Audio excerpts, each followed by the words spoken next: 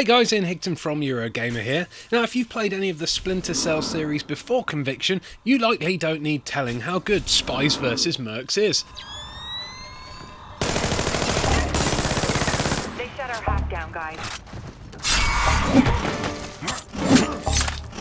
A true classic of the last generation of multiplayer, Spies vs Mercs was doing the whole asymmetrical thing before it was cool, and doing it quite well. Just one more minute. You're either one of the nimble-footed spies, clambering around maps in third-person view as you try to sneak your way to a series of data terminals that must be hacked, or you're the Merc, a soldier lumbering around in first person and keeping a gun trained on the shadows where your would-be assassins lurk.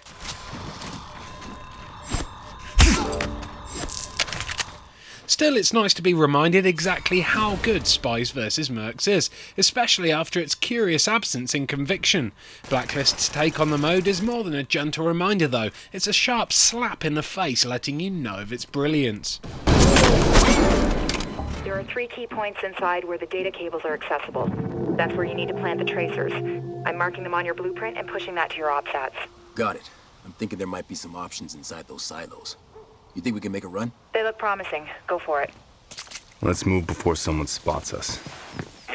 Blacklist also has a co-op mode, but this is a little rough around the edges and doesn't quite match Conviction's deniable ops charms. At least not in the 2 co-op only maps being shown off at the preview event that Eurogamer's Martin Robinson attended.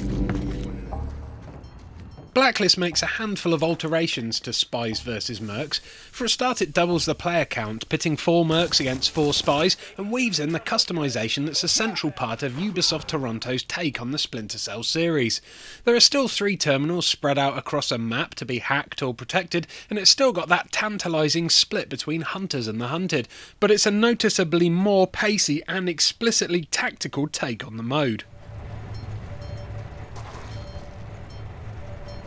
Terminal B, hack in progress. Loadouts can be created from scratch once you've unlocked the ability to do so, and in the current setup that's possible after a single game.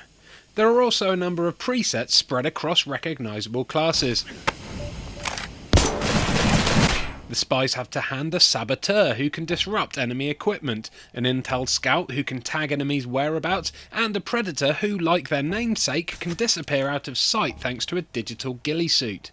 Mercs meanwhile have a Hunter who has access to a UAV drone that's got the nasty ability to detonate on demand. 60 seconds and we win this thing. A powerful Peacemaker who's in the tank role, and a Disruptor who can deactivate the Spy's own electrical devices. The hack's been snuffed.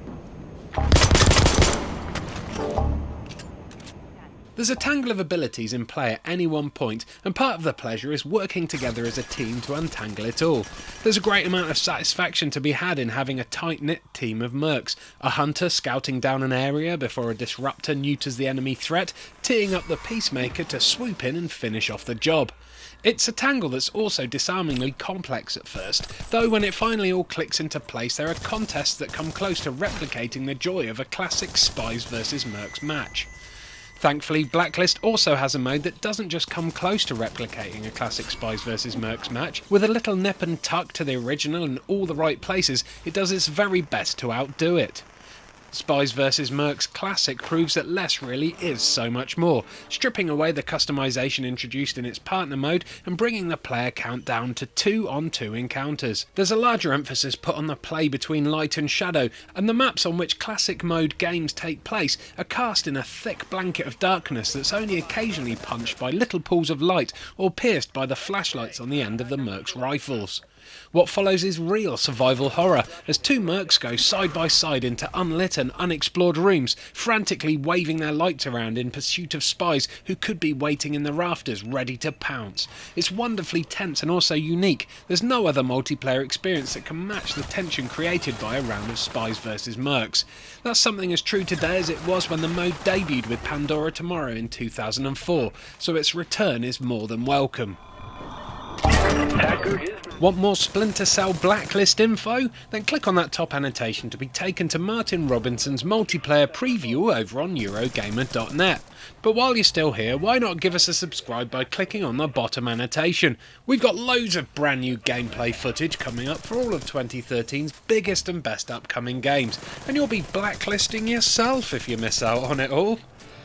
Oh, that was a bad joke. Yeah, I should probably be locked up in a Splinter Cell for that one. No? Oh man, tough crowd.